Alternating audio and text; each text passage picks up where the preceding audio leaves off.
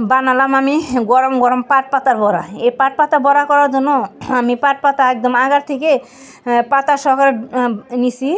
আর এলো আমি এই পাট পাতা বড়া করার জন্য 1 কাপ চাউলের গুঁড়া নিছি, আর নিছি হাফ কাপ ময়দা, আর কিছু মশলা দিছি ভাজা জিরার গুঁড়ার মশলা, কাঁচামরিচ বাটা সামান্য, আর পরিমাণ মতো লবণ। এই সব কিছু দিয়ে আমি কিন্তু একটা ব্যাটার তৈরি করছি এই পাট পাতা বড়া করার জন্য।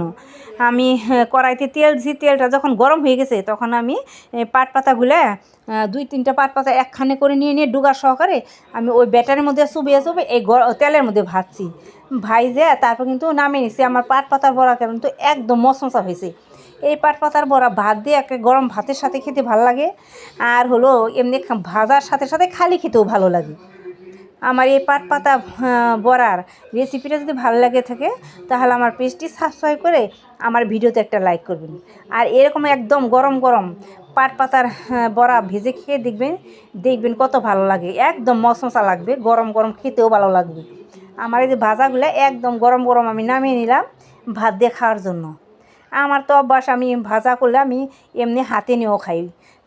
এই পাট পাতার বড়াগুলো কিন্তু খেতে অনেক ভালো লাগে, খালি শুধু ভালো না, অনেক ভালো, একদম মচমচা থাকবে। পরের দিন পর্যন্ত এই পাট পাতার বড়া একদম মচমচা থাকবে।